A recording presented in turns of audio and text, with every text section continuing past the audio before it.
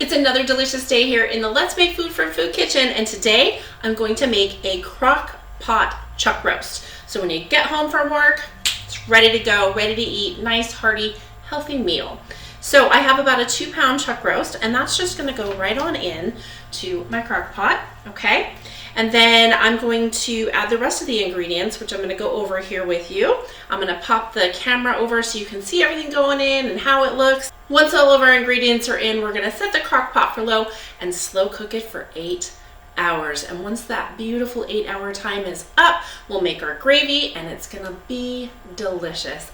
Okay, here we have all of our ingredients laid out. About 2 pounds of potatoes. Those are Yukon Golds, which will hold up a little better to that long cook process. And also make sure you cut them in large pieces so that they don't turn into mush. Same thing with your carrots. I got 4 large carrots here. Try to cut them larger so for the same reason they don't turn into mush. About 4 ounces of baby Bella mushrooms, and I like the baby Bella mushrooms because of the flavor that they have. You could use button mushrooms, but they're not going to be as flavorful. Of course, we have our 2-pound chuck roast. This is my beef bone broth that I have made, and I'll put a link down below on how to make that. There's 4 cups of that. We're gonna do a tablespoon of Worcestershire sauce. Worcestershire sauce. Worcestershire sauce? Yeah. There's a funny video for that. I'll put a link down below for that too. Here is a 1/2 cup of, this is Malbec. You can use red wine of your preference, 2 bay leaves, teaspoon of salt, teaspoon of pepper, sorry, 1/2 teaspoon of salt, 1/2 teaspoon of pepper, some garlic cloves. Here I've got 3 of them. So this is a 1/2 of an onion, large chunk, and then some thyme. I'm just gonna give it a little stir to get that garlic into the liquid. Then all we have to do from here is put on the lid, go to work, go to the gym, take the kids to school, whatever it is you have to do today, and I will see you back here when it is time to dish it up and make the gravy. You could use a whole cup of red wine. I prefer a milder flavor, so that's why I use a 1/2 cup. Adjust it to your flavor preferences. Here comes the 1 tablespoon of Worcestershire sauce.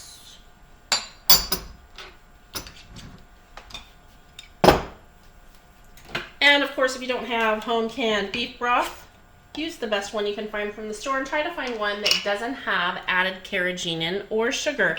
Our bodies don't need carrageenan added to our foods. Okay, in we go. We're ready for the next step in our chuck roast. I've turned off my crock pot. This is what everything looks like. It's beautiful. I'm gonna get out a pan and we're gonna melt our butter. There's 3 tablespoons of butter, and make a roux with the butter and flour. And then while that's melting, I'm going to fish out a bunch of the liquid from in here to make the gravy. So at this point, we want to fish out a bunch of the liquid, and I'm putting it in this because it has this strainer. If there's any chunks that we don't want in our gravy, it's gonna filter those out.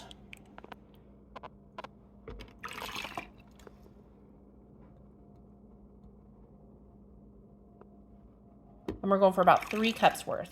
The other thing that this does, besides catch a lot of the big chunks, is it helps separate the grease from the fat that was on that roast. With this plunger in here, it just helps it separate on the top, and so you just wait a few minutes for that fat to rise to the top, and then you pour it until you see the fat starts to go into the spout and then stop. So just makes it a little better. Once our pan gets heated up some, we're just gonna stick our butter in there and let it melt.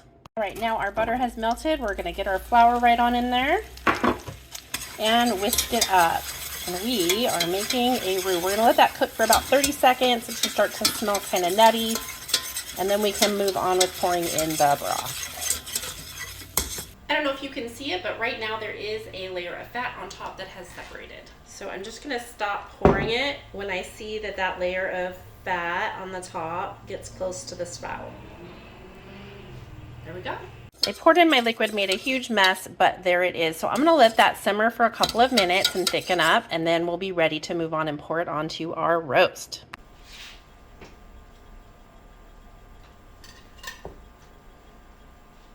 All right, let's put some gravy on this. Fabulous. That looks beautiful. I know this is just gonna be so hot, but kind of can't help it.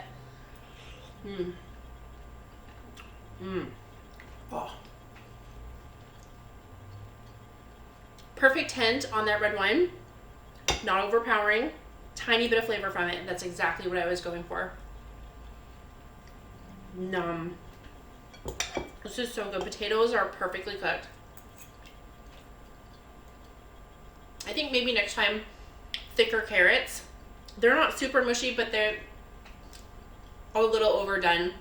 Like they're not falling apart when you put your fork in them, but if you can use the thick carrots, it'll stand up better if you're doing an all-day roast. The other option is to cut them small. Depending on what time you get home, you can put them in when you get home and cook them for the rest of the duration, but you're looking at an hour or two, depending on how thick and how big the pieces are. You could also par cook them and toss them in if you really want to be sure that they're not going to be mushy. That's it. Thanks for joining me here today in the Let's Make Food from Food Kitchen. From my kitchen to yours, let's make food from food. That's one boy.